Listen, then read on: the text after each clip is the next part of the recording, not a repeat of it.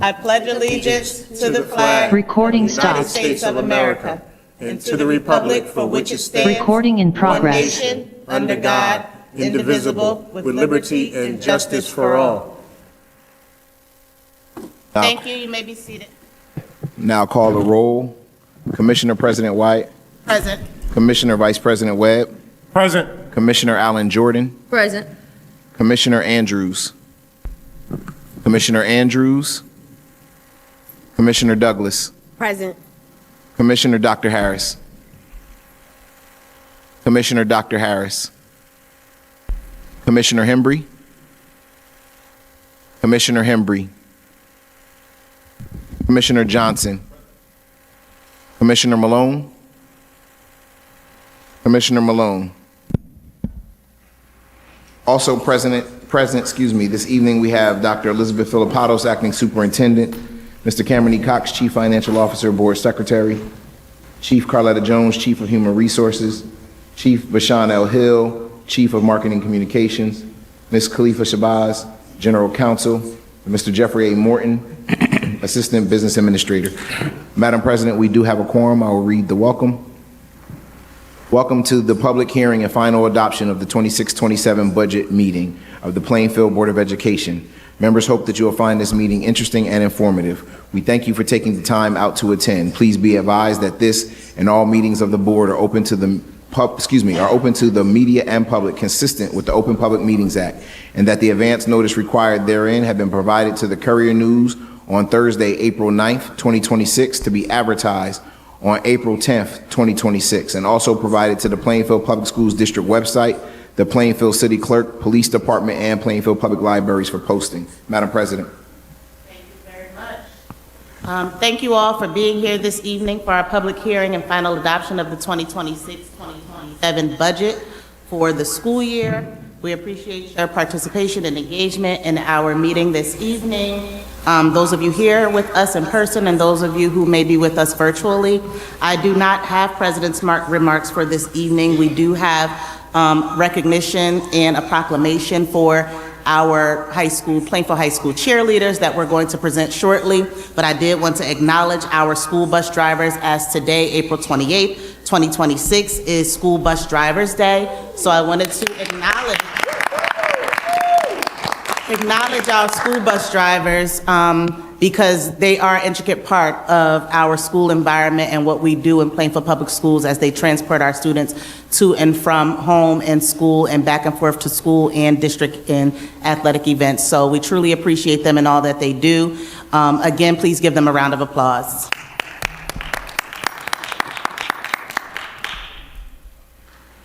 All right, the cheerleaders are actually eating at the moment. Once they are done, we did not want to rush them. They will come in, and at whatever point we are in our meeting, we will stop so that we can provide them the recognition that they deserve, and then we will continue after that. And that is all that I have, so now you have the floor. Thank you so much. We will get started with our presentation and wait for the cheerleaders to come in because we're very excited for that, so thank you.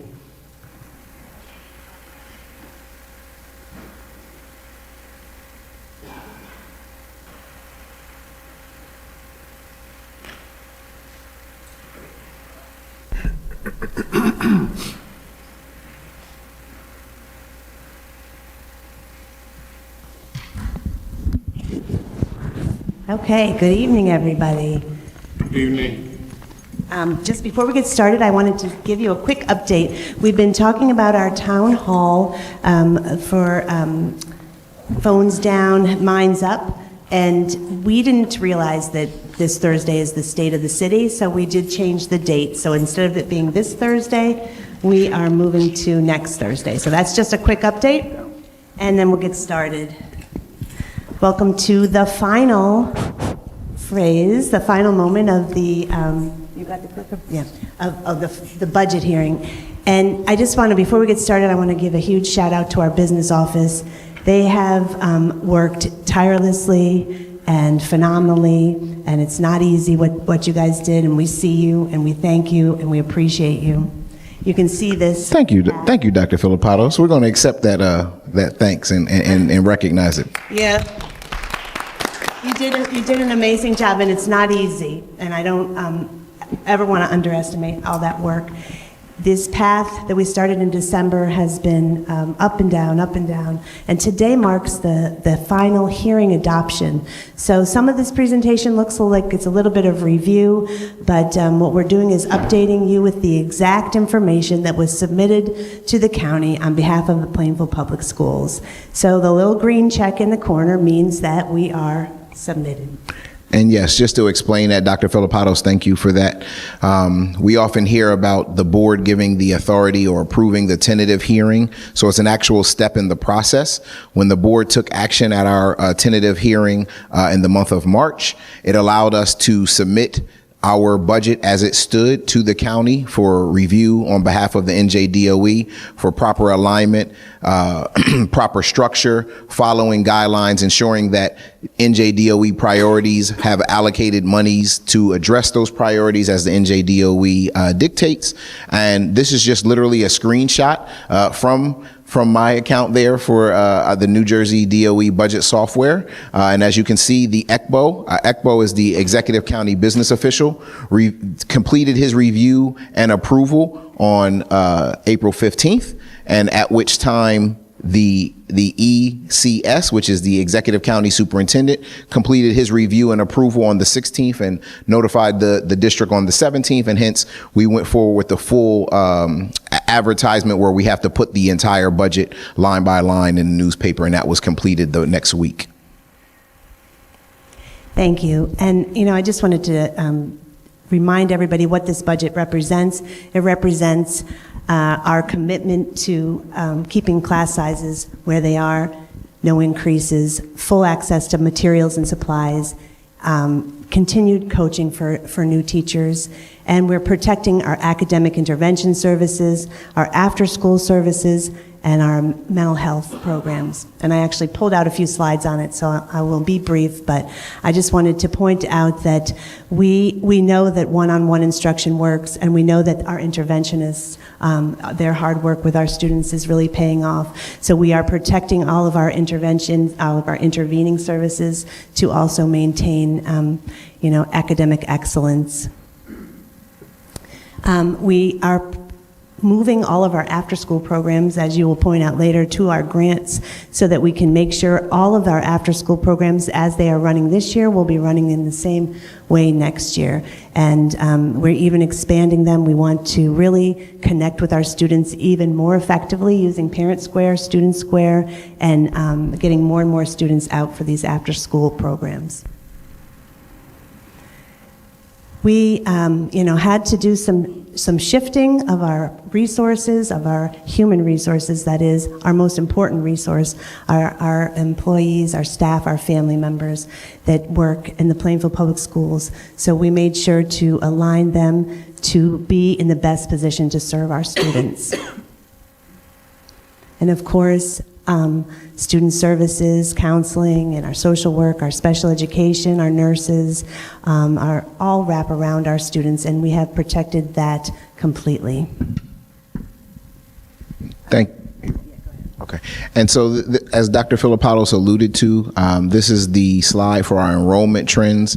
As it was noted throughout this process that we've started, our enrollment is projected to be down significantly for next year, which drastically affected how we aligned our personnel resources pursuant to the enrollment we project to serve for the 26-27 school year. Also on this slide, you will see the projections of our preschool as well as our charter school students. And we know that is always a driving factor of our budget, with such a large portion of our budget being allocated directly from the DOE to telling us what our obligation for charter school payments are. Here is the projected, just an individual slide with the projected enrollment for charter schools for next year, which sits at 3,201 students.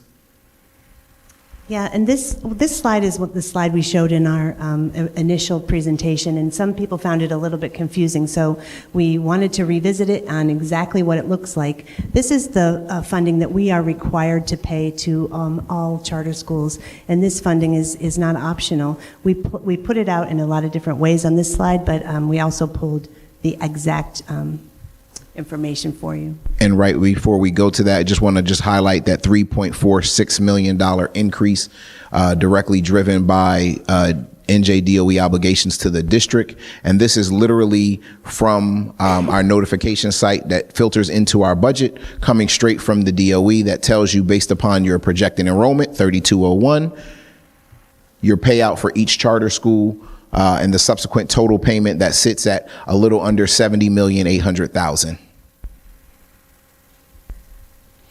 And when we talk about our revenue analysis, as the priorities were dictated and outlined, we have a flat tax levy still remaining from last year's increase at $30,990,123. We do anticipate a slight uptick in receiving for tuition for students that come into our district. We significantly adjusted our investment on interest. That adjustment was made based upon county review because we have historically anticipated low number for our semi-reimbursements. And as the board approved the semi-corrective action plan, and then we have to reapprove it as a part of the final hearing this evening, they have mandated that we increase our semi number, which sits at $256,540, excuse me. Which is why we adjusted from what you saw the interest income on the previous, at the tentative hearing. Miscellaneous income is often the money we derive from our facility uses and miscellaneous income that regards. And we have recognized an increase as previously stated on our ex-aid because we generally 24-25 shows the number that we actually received, but we never want to kind of count on definitely getting that money. We kind of want to go with a safe estimate, which we do year over year. And again, at the end, when we talk about those reserve accounts, because that's been a kind of a hot button topic, we have the $4 million in budgeted fund balance, as well as a $4 million withdrawal from capital reserve, with a total revenue estimation for the general fund of $336,779,479. And again, this is just a visual depiction that the tax levy is staying flat as a 0% increase, remaining at $30,990,123. An overall snapshot of our whole budget. We already talked about the general fund number, that $336 million and some change, almost $800,000. We have our debt services number sitting at $2.2 million, a little over $2.2 million. And then the $35 million, a little over, is what we anticipate for our special revenues, which is all of our grant funding, our Fund Tony account. And so this is everything laid out with preschool, Title 1 through 4, IDEA, vocation. Obviously, we've had to sunset on those large federal grants under the ESSER Act that are not there anymore, bringing our total revenues under special revenues to $35 million, a little over $200,000. And it should be noted that all the deductions are literally with constant communication with the DOE, telling us to budget an expected reduction based upon how the DOE has communicated with the federal government where the funds come from oftentimes, and telling us how to phase out the amount of allocation. Now, that doesn't mean that we might not, in essence, let's say Title I, we have it budgeted based upon our directives from the DOE at a little under $2.8 million. We might get 3.3, but they have told us directly how we should budget those special revenue accounts. Yeah, so we just wanted to pause here for a moment to give you guys a chance, if you wanted to click on this QR code if you're at home or see it. This kind of backs up everything we're talking about. Rather than go into all of the details, we just wanted to give you access in full transparency.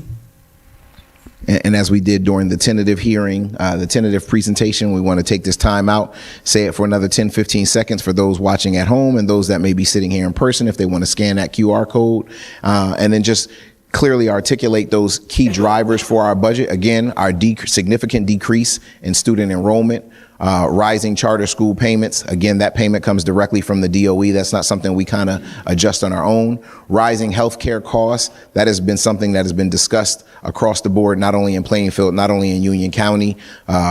not only in New Jersey, but across the nation. And as Dr. Filipatos articulated during our tentative meeting, the operational cost, those societal inflation numbers.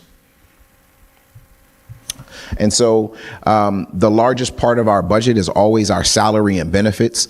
There was some engagement and collaboration to clearly state what the numbers were from savings from the board approved and ratified reduction in force related to our enrollment decrease. And so we've represented the salary decrease as well as the benefit decrease, and what that percentage of our general fund budget, our $336 million, almost $800,000, represents. And so we wanted to just give that to say that it's still, salaries and benefits are still the largest part of our budget, but this is a depiction of what the RIF represents.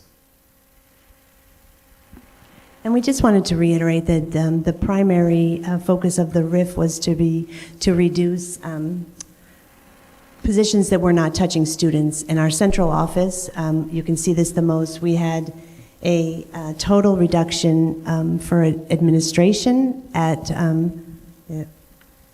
this is actually short 6, we made the wrong, but there's the largest reduction was at central office. Okay. Assistant principals. Oh, There's also yes. 6 assistant principals on there, and I apologize. And I'll ask to correct that. So let the record show that there was actually 18 reductions at central office, and that's my mistake. That slide was incorrect. Okay, and for the appropriations, there are some large differences and decreases. Most notably, you see summer school is down almost to non-existent, as we previously articulated. That is a result of then paying for summer school out of grant funding as opposed to out of the general fund. The other decreases, it should be noted that the decreases are as it relates to not only the non-salary costs and consulting costs in those respective areas of appropriations, but also any applicable salaries and benefits attributed to those areas. So you see some large decreases. We did have some significant increases and a net decrease of appropriations of a little over $6.5 million. And this is, as we know, we have some visual learners, the visual depiction of what those appropriations look like. Again, you can see the large number for salaries and benefits, transportation, charter schools, and so on and so forth. Our long-term debt, we like to kind of keep our school community and our Plainfield community informed. We do have expiring debt this year from a bond payment that helped to build one of our elementary schools once upon a time. We also have our Apple leases that are still geared to be paid through 27, 28. And we have the applicable ESIP payments, I believe, down at the bottom. And that is our long-term debt as it projects into the future.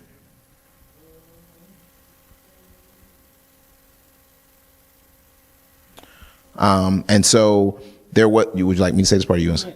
Okay. And so there was some confusion in previous presentations of the budget. We want to be very clear, as you see on the agenda. We know there is still some intermittent connectivity with diligence and board docs. We do have printouts over there. The board has already been given, prior to the outage, a PDF copy as well as printed copies for this evening's agenda. The agenda is literally only asking the board to approve the total and final budget, which is what we've already gone over, which includes a 0% increase on the tax levy and the total fund.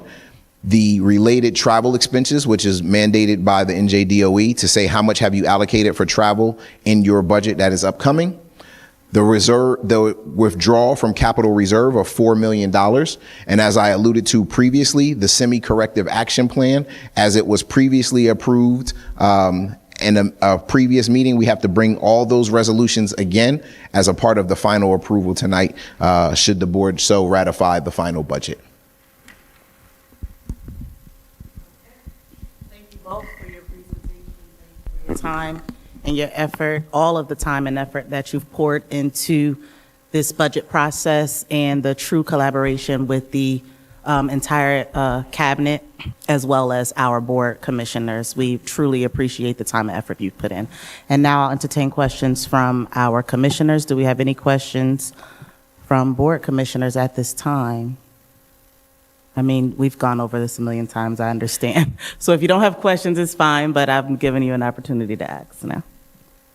Okay. We don't have any questions. Thank you. All right.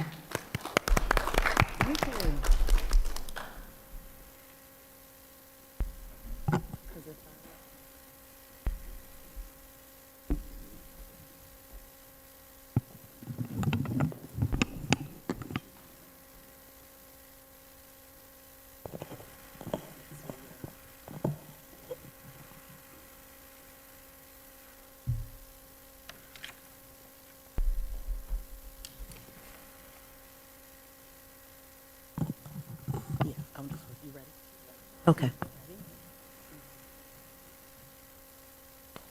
Okay. Okay, everyone, we're just going to see if the cheerleaders are ready. If they are not, we'll go into public comment. But as I stated earlier, if they are not and we do begin public comment, we will pause public comment so that we can recognize our cheerleaders and then resume once we're done.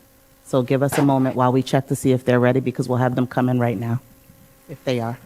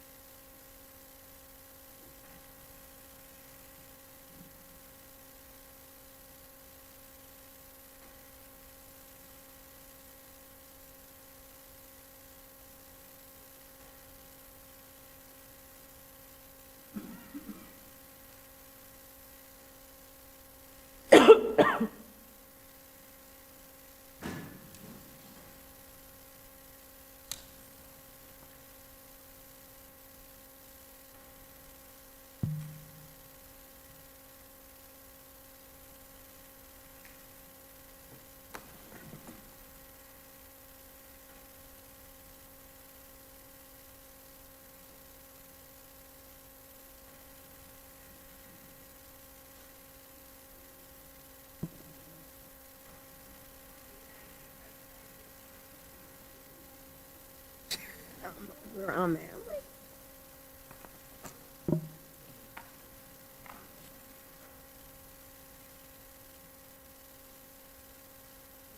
Thank you. I'm sorry, I don't mean to.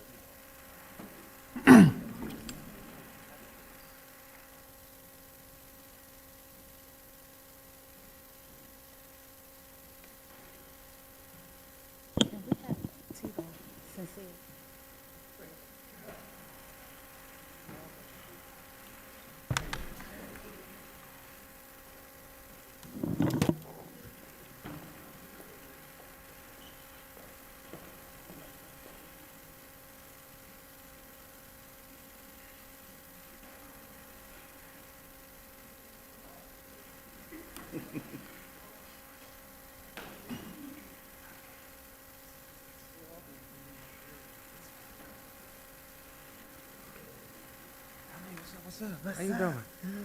I keep forgetting.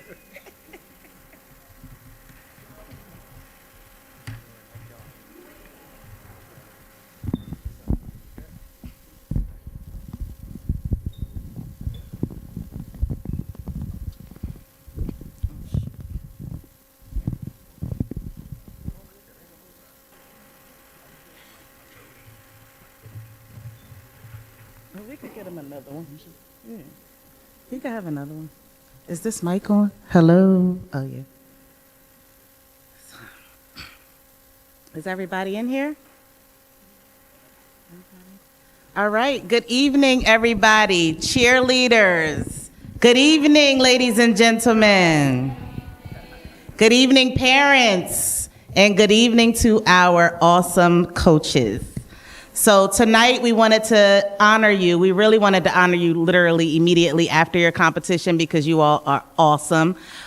We are very proud of your discipline, your teamwork, your dedication and commitment to the sport of cheerleading. What you all have accomplished will go down in the history books. You are the very first team in Plainfield High School history to even enter into competitive cheer, and to come out with first place is amazing. Thank you all for what you're doing, for bringing that home. You are not just the cheerleaders of our our athletic teams, you are the cheerleaders for our entire district and our community. We truly appreciate you. Yes, give them a round of applause. And to our coaches, you all had a vision before you got here. And that's because I know you. But also, without knowing you, you had a vision, and you were steadfast in that vision, and you laid the groundwork, and you coached this team. You poured into them, you mentored them, you inspired them for greatness. And we appreciate you all for that. But I will get into the proclamation for you all. And it reads, Proclamation to honor 2025-2026 cheerleading team. The acting superintendent of schools recommends, and I so move, the following. Whereas the Plainfield Public Schools Board of Education is committed to recognizing and celebrating the outstanding achievements of our students, staff, and athletic programs. And whereas the 2025-2026 cheerleading team demonstrated exceptional dedication, teamwork, school spirit, and perseverance throughout their season.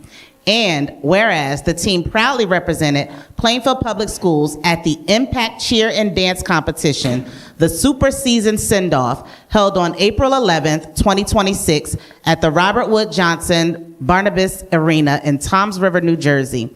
And whereas competing in the varsity game day category within the school cheer division, the team showcased outstanding skill, precision, and enthusiasm.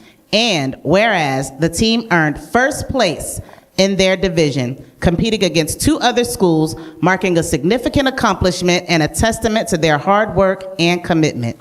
And whereas this achievement reflects not only athletic excellence, but also the leadership, discipline, and unity fostered by the coaching staff and team leadership. Now, therefore be it resolved that the Plainfield Public Schools Board of Education hereby congratulates the 2025-26 cheerleading team for an exceptional and successful season and commends them for bringing pride and distinction to the district. And be it further resolved that the Board of Education extends its sincere appreciation to the coaches and staff for their guidance, mentorship, and dedication to student success. And be it further resolved that the Board of Education recognizes the following individuals for their contributions to this outstanding season. To our coaching staff, Quanisha Johnson, Jamina Wilson, and Ramar Henderson as the manager. And to our cheerleaders, Shiloh Arrington, the captain, Kelsey Farran, another captain, Terrell Henderson, another captain, Aaliyah Armstrong, Logan Beckles, Samaya Beckles, Ashley Chacon, did I say that right? Ashley Chacon, Desaya Clark, Lila Dabney, Amaya Easterling, Aubrey Flagg, Emanuela Frimpong, Cindy Herrera, Amaya Jefferson, Sierra Jordan, Kamora Map Smith, Naja Mujahid, how do you say that? Mujahid. Taylor Pitts, and Lauren Tony, okay. Be it finally resolved that a copy of this resolution be presented to the team as a token of the board's pride and appreciation for their accomplishments.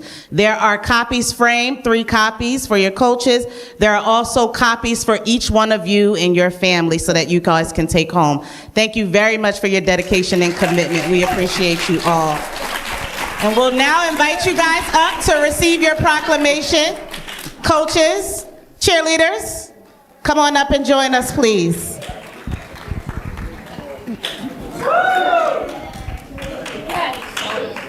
Yes. We're going to stand right in the middle.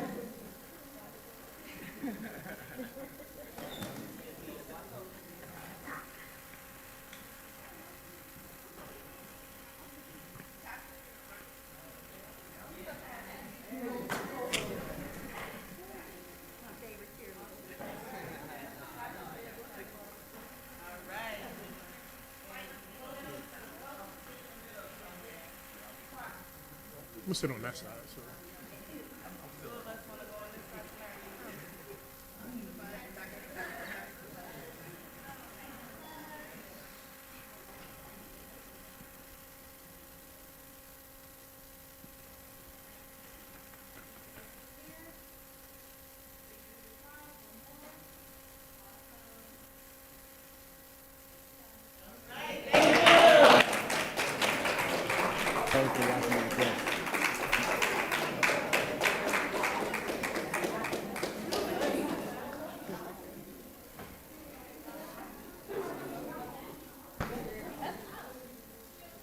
That's the one. That's how you say it. She knew she was saying it wrong.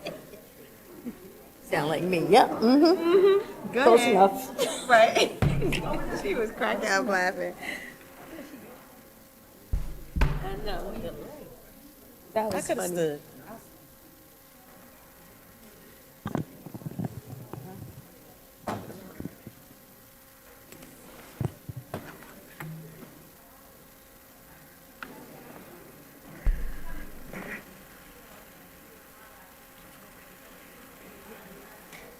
Yeah. Okay. Okay.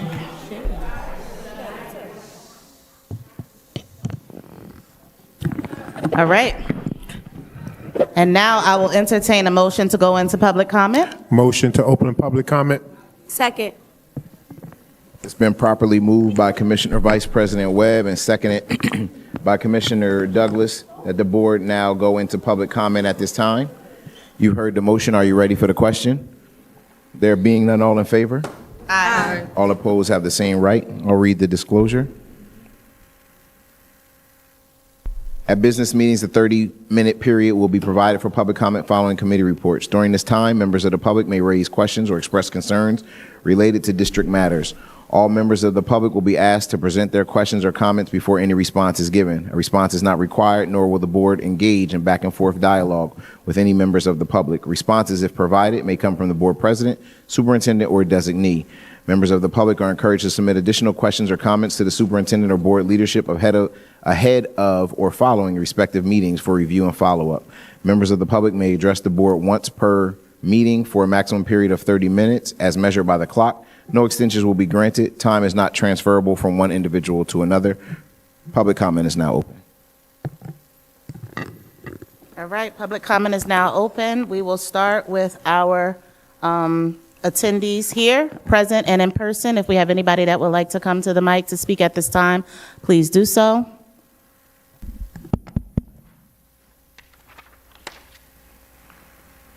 Going once, going twice.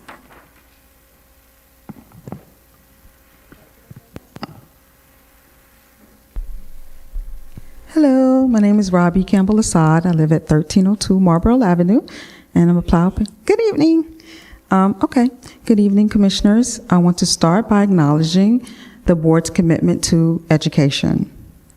Because as you know, empowerment starts with trust, and trust in decisions and trust in the process begins with education.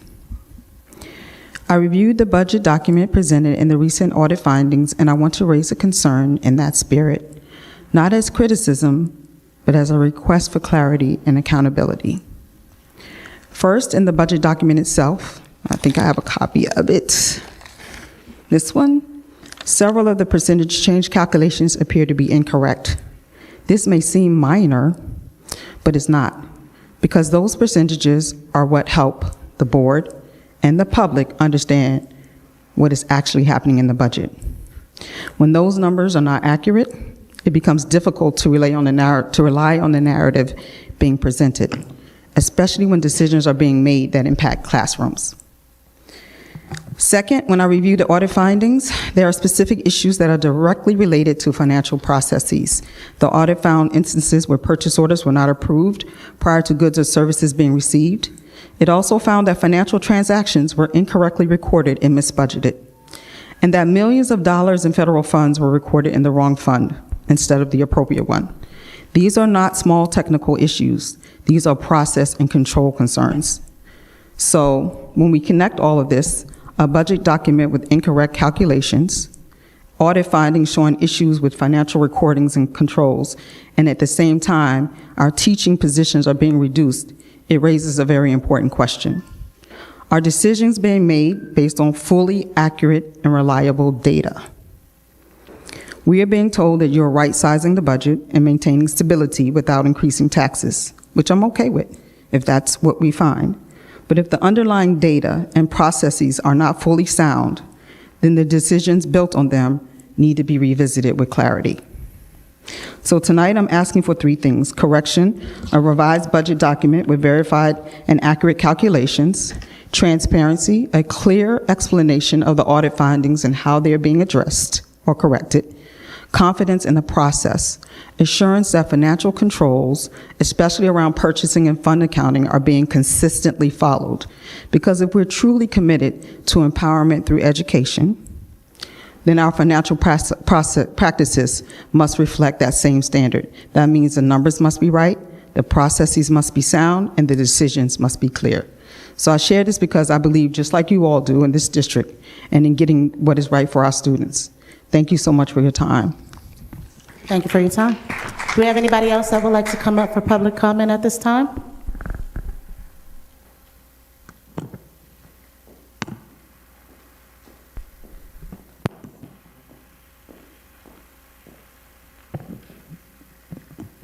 Good evening. My name is Elena Rutherford, a retired Plainfield administrator. Good evening.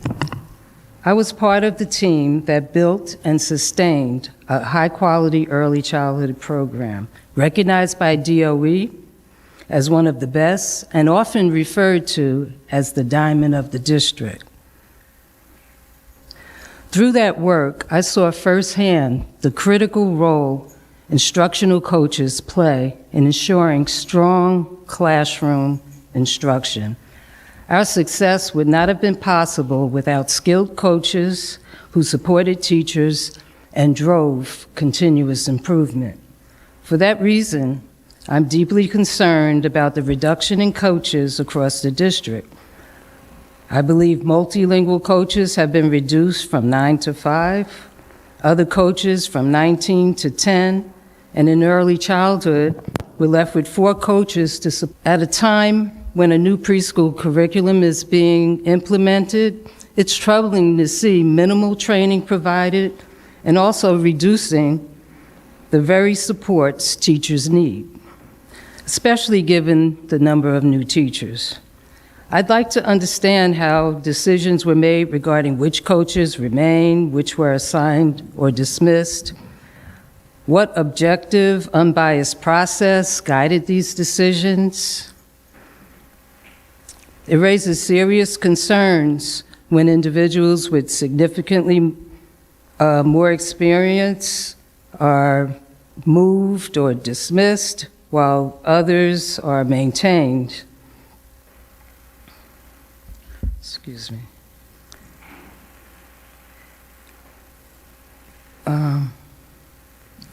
Okay. If we are truly committed to student success, we should be increasing instructional support, not reducing it. The district needs more coaches who directly impact teaching and learning, and fewer central office administrators.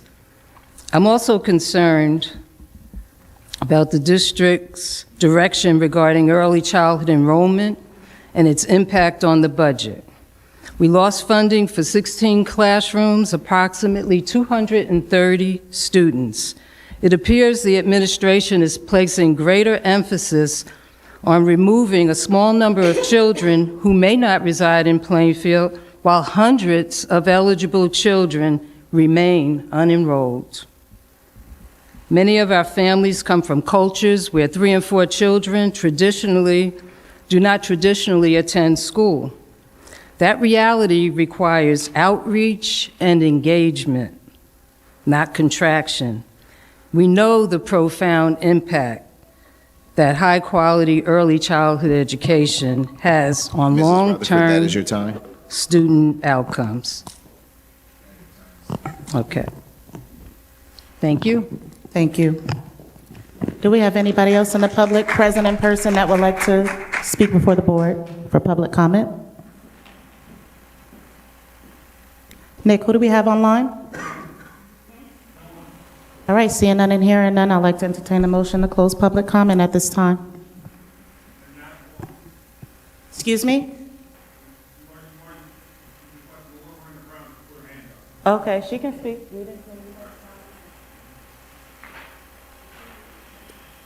Good evening. Good evening. You have the floor.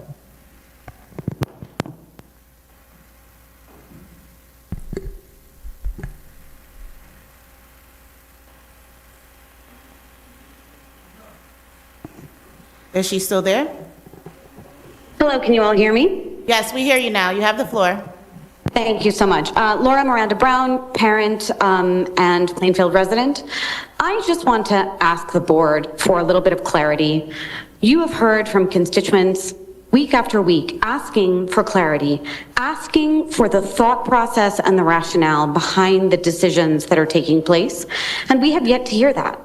All votes are taken as a consent agenda vote. The only person who last month made it clear that he would not support this budget is Mr. Andrews, who is not present this evening. The public wants to understand why 0%.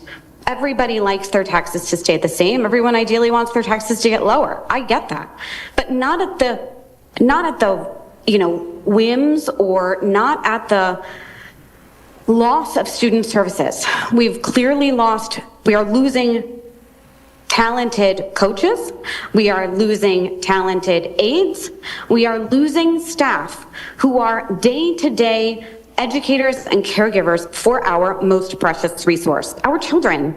And our test results indicate that the work that we have been putting in since the strategic plan was enacted is working. You cannot just flip a switch and expect every child to suddenly jump 4 grade levels because we've changed curriculum. It takes time, it takes teacher training, it takes student training, it takes a lot of effort. And the concern from the community remains clear. By cutting staff, by cutting teachers, by cutting access to these services, and I know that the presentation tonight says that no services are going to be cut.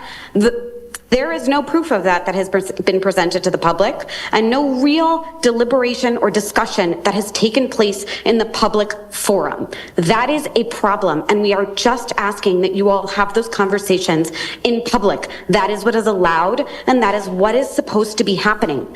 We're not asking for HR details. We're not asking for people's names. We're asking for the thought process. You are elected officials who are elected to use your judgment, and we aren't getting to see any of that judgment. So please have that conversation in public. We would like to know what you're thinking tonight before you finalize this budget that fires people who take care of our children every single day. Thank you. Thank you. Do we have anybody else online?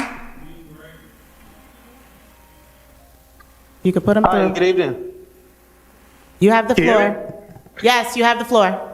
Hi, good evening, Board of Commissioners. My name is Azim Gray, taxpaying resident here. Also, I'm someone who sends their children to Plainfield Public School District. So it's come to my attention, right? There's a vote that's about to be passed that is going to substantially reduce the amount of funding for my daughter's education.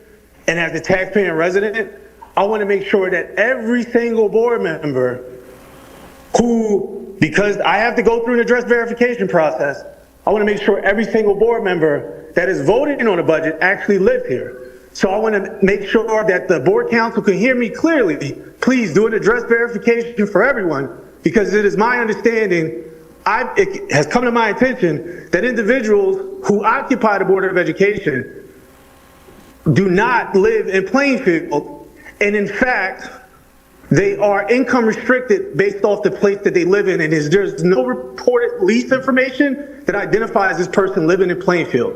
So please, before or when the budget process is, they're deliberating on it, please make sure that everyone who votes here actually lives in Plainfield, New Jersey. And I would prefer if they all pay taxes in Plainfield, New Jersey, but if they reside in Plainfield, New Jersey, please make sure I have to go through a lengthy address verification process. Please make sure board members also verify their address. Thank you.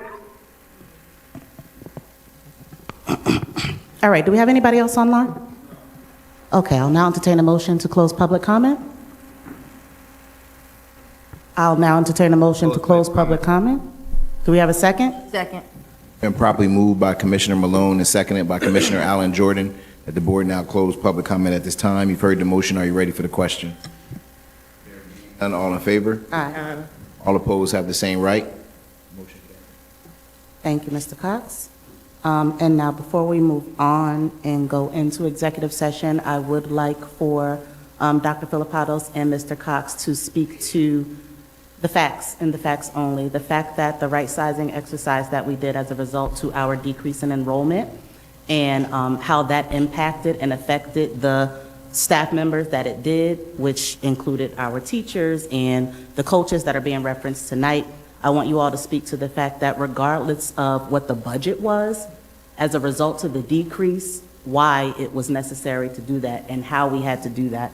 You don't need to go into any long details, just provide the facts, because we've spoken about this time and time again. I'd also like legal to make sure that you make the statement in support of that as it relates to the legal aspect of it. But the reality is that we're not just letting go of teachers because we have this large budget issue or because we have some serious budget constraints, and that's why we're refraining from increasing taxes. There's a right sizing going on, and so just speak to that, and then we'll wrap this up. Okay, thank you. Yeah, the right sizing exercise, there's 3 reasons that you can reduce your force, and one of them is the requirement for all public schools to align their staff to their students. So we had a decrease in enrollment, which led to a decrease in the number of staff that were needed. We have committed publicly in multiple presentations to not reduce any services for our students in the classroom. There won't be any increase in class sizes. There won't be any reduction in materials. And we have committed to keeping our student-facing interventions and supports at the current level that they are. And that, I just want to say that publicly, as it was stated that we are not doing that. Thank you, Dr. Filipatos. As it relates to the right sizing exercise, there has been a question in regards to how we came up to the number. One of the things that we've said repetitively in the public settings was that I believe the first time we announced it was at the virtual meeting on February 10th, at which time we identified estimates to reductions in staffing areas that were clearly identified. Those estimates were clearly that we take a rough estimate of the average of the type of the value of an employee, and I'm not saying the value of the person, I'm saying value in terms of dollars and cents for salaries and benefits. But then when we actually get to the exercise, if we say we needed to save X amount at central office, some of the central office administrators that we eliminated had bumping rights to other positions. Some of the other employment types had bumping rights to other positions.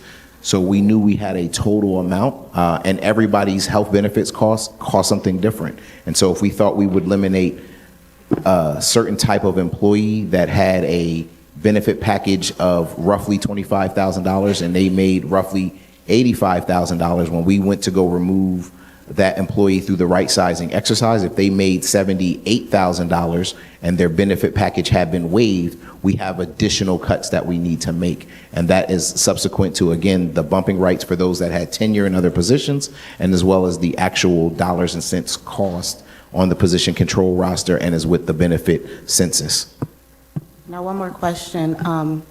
Had the board decided to move forward with a tax increase, I've heard many community members as well as a board member ask about increasing it by 2%.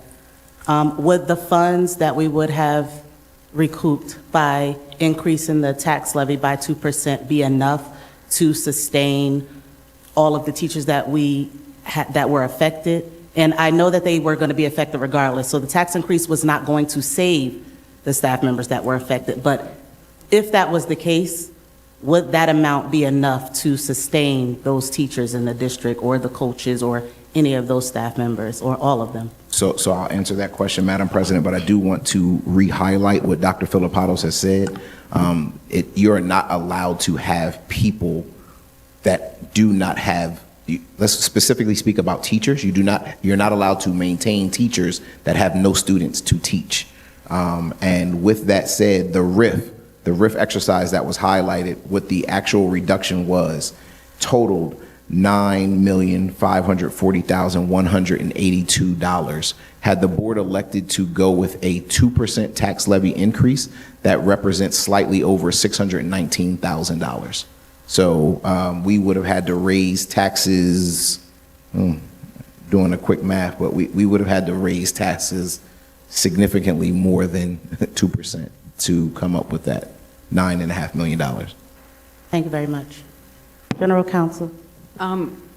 Yes, just to support it with the law, as we know, when we entered into this was a right-sizing exercise, and the law does allow, and in fact requires, that district operate in a way that provides an efficient and economical and thorough education. So it does require districts to evaluate their staff and to determine if the staffing that they have provides for those services. Once that was determined that there were areas due to enrollment that required a right sizing, the only legal method to do that is through a reduction in force. But a reduction in force is not just regarding saving money, it is also what is required to be done to be aligned with the statute, which is to allow for an efficient and the appropriate number of educators to students, as Mr. Cox outlined. Thank you very much. And I will now entertain a motion to go into executive session. Beforehand, You have a question? no, I have a comment. Go ahead. Hearing all this information from the business administrator, the acting superintendent, legal counsel, having discussions in our committee meetings, my judgment as the finance chair is that we're going to go with the recommendation not to raise taxes, because we understand that they haven't been raised, and that they haven't been raised is something that continues to be a point that's made every year. But in this case, this year, they would not have made a difference. And what we did not, some of the considerations where we did not want to pass a tax increase onto the community, that would not have made a significance in the total optic, I guess, this year. But we do understand the importance of possibly building back up our reserves. And every year, unfortunately, it just becomes a more difficult conversation and thing to consider. So every year is different, right? And care about the members of this community. We care about the employees, the staff. This impacts us deeply. So it's not callous. It's not just something that's just done without consideration. I know it takes a lot of heart and resolve and dedication for commissioners to take these considerations and then give directives back, and also to take the brunt of the criticism from those who, quite honestly, could never make this decision and haven't made the opportunity or the attempt. With that being said, with a heavy heart and mind and conscience on it, we continue to pray for the families that are affected by this. And we will wish them the best, and we will continue to be a district with strong resolve, regardless, and we'll continue to push through and educate the students to the best of our ability. Thank you. Thank you, Vice President Webb. I'm sorry, can I just make a comment? I was listening online. steps away, I figured I'd wait till I walked inside the door. I think, you know, and I appreciate Commissioner Webb said about it, but I think what's being missed out is that taxes are accumulative. It's not a, when we talk about raising at a 2%, we're not talking at just a one time, you're talking that's 2% difference for this year and next year. Without, we had a conversation before in the back, raising another 2%, that 600,000 is still there. And if, I would tell you, if we did not raise taxes last year, we would be in an even far more significant problem this year. But the reason why it became a necessity to raise taxes last year is because for 7 years prior to that, the board made a decision not to raise taxes at all.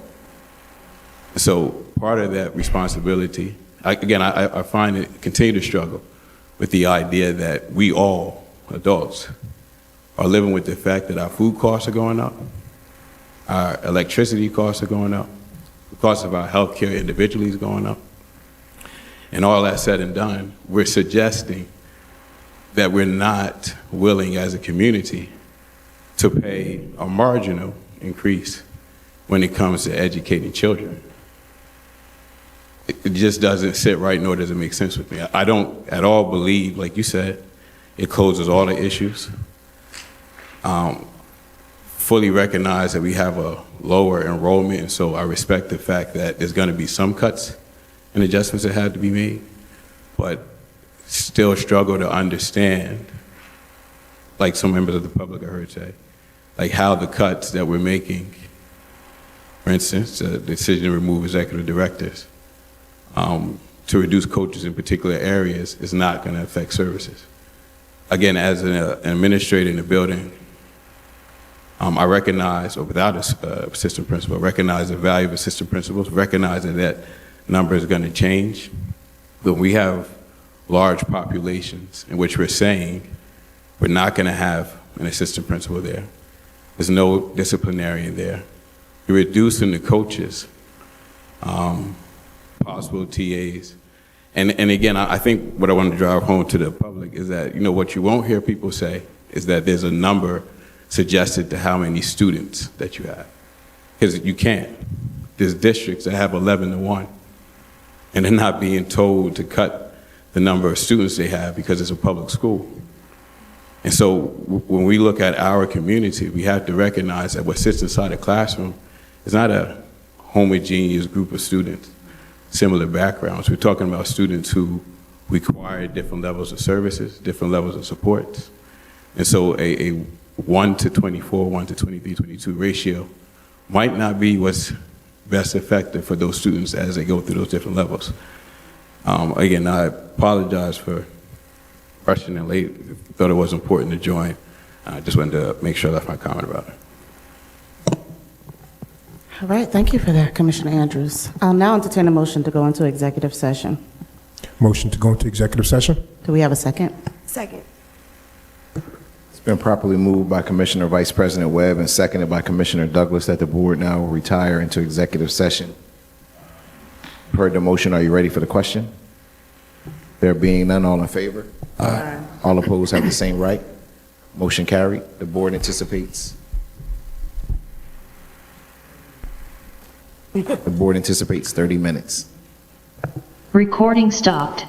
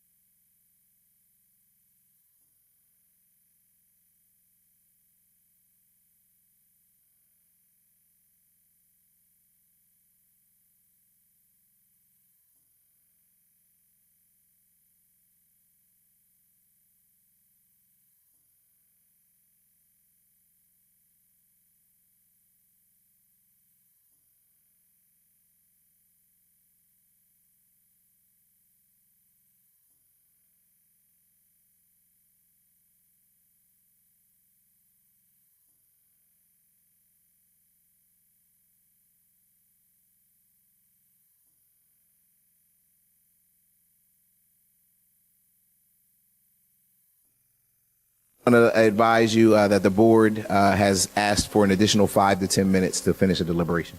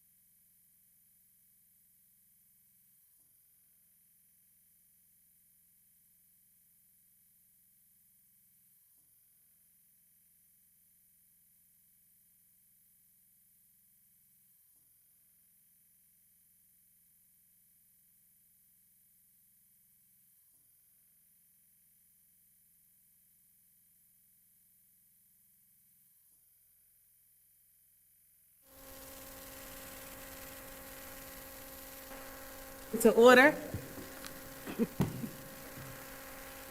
I was waiting for the rest of my board. Segment, I'm joking. Recording stopped. Motion to Recording in progress. reopen public session? Second. It's been properly moved by Commissioner Vice President Webb and seconded by Commissioner Douglas. Was that Yes. Douglas to resume this meeting in the public? You've heard the motion. Are you ready for the question? There being none, all in favor? Aye. All opposed have the same right. Motion carried. Yes.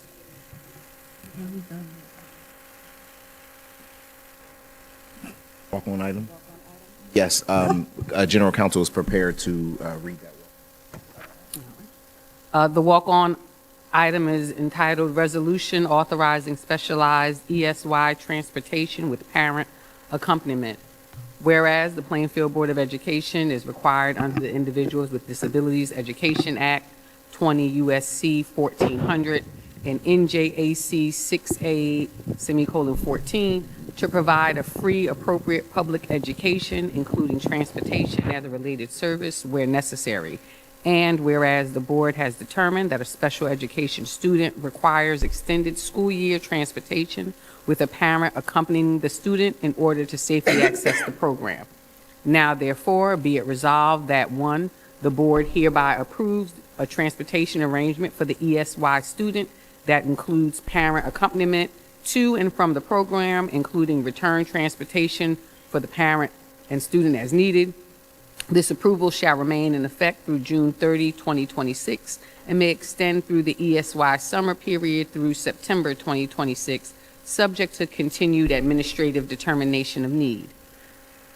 The arrangement is conditioned upon administrative confirmation that the accommodation is necessary for the student to access the program, execution of a written parent agreement outlining expectations and conduct, and compliance with all district policies and procedure. The parent's role is limited to assisting their child and does not include supervision of other students. The superintendent or designee is authorized to implement this arrangement and establish appropriate safeguards. The board reserves the right to modify or terminate this arrangement if it is no longer necessary or presents safety or operational concerns. Be it further resolved that the superintendent, business administrator, board secretary, and board attorney are authorized to take all actions necessary to implement this resolution. And just for the record, Mrs. Shabazz, that will be 05, correct? As a walk-on item? That's correct. All right, thank you. Okay, at this time, I'll entertain any questions or discussion from commissioners. Have any questions at this time, or anything that you would like to discuss regarding agenda items? Madam President, may I make a comment, or you just ask for questions? No, you can make a comment. Okay. So for me, I did just want to address one thing regarding the budget. First of all, I appreciate the administration. I think we did everything to really be fiscally responsible in this situation. But I just can't wrap my head around, right sizing without a tax increase. So so in that case, my vote is going to reflect that statement. Yeah, that's it. Thank you. Thank you. Any other comments or questions from commissioners at this time? Yes, I have a question about 04. Can you just explain that to me, please?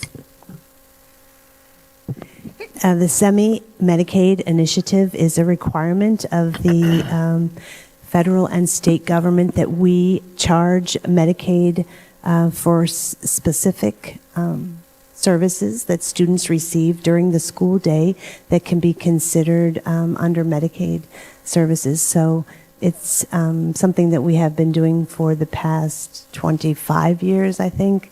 And it is required. It's a complicated process, which is why corrective action plan is usually required, because parents have to sign an agreement to allow this charge. And what happens is every year you have to keep following up and getting that agreement re-signed. It's not an option for a district to not file these claims. It is required of us in order for us to receive any funds from the state, so that's why it's there. Yeah, thank you. There was just one piece that which kind of drives the corrective action plan, Commissioner Allen Jordan. When the parents don't necessarily follow up and sign an applicable paperwork we need to process the claims, attesting to why we submitted them on behalf of their student while their student was being educated, we often don't hit the projected 90% that the state anticipates that we will be reimbursed. And so even if we hit 89.9%, we didn't hit the 90% projected revenue. And so we have to do an applicable corrective action plan that is often driven by continued collaboration and paperwork compliance. I hate to minimize it, but paperwork compliance with the parents. Okay, thank you. Thank you, Mr. Cox. I was actually about to ask you that question. What would be a reason why we didn't meet or exceed that reimbursement revenue rate, percentage? But thank you for answering that before I had to ask. Do we have any other questions or comments from commissioners? Any discussion about any of the agenda items at this time? Okay. Well, since we don't have any more discussion, we can now call a vote. We would need a motion. A motion to, Are we moving the it's resolutions? consent agenda, yes, we can do that. I'll now entertain a motion to move the agenda as a consent agenda. Do we have a second? I'm sorry, I didn't hear. Was that Mr. Andrews or Mr. Malone? Okay, and then second. Okay, thank you. So it's been properly moved by Commissioner Malone and seconded by Commissioner Andrews that the board now move this agenda as a consent agenda. You heard the motion. Are you ready for the question? There being none, all in favor? Aye. All opposed have the same right. Motion carried. Is there a motion to approve tonight's consent agenda? Motion to approve tonight's consent agenda. We have a second? Been properly moved by Commissioner Malone and seconded by Commissioner Hembry to approve tonight's consent agenda. You've heard the motion. Are you ready for the question? There being none, I will call the roll. Commissioner Malone? I'm going to be a no for 01 and 03, yes for everything else.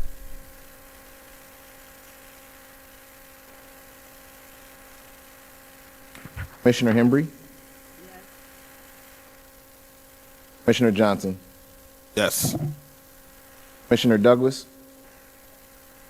Commissioner Andrews?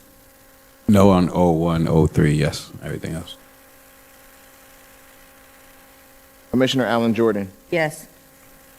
Commissioner Vice President Webb? Yes. Commissioner President Wyatt? Yes.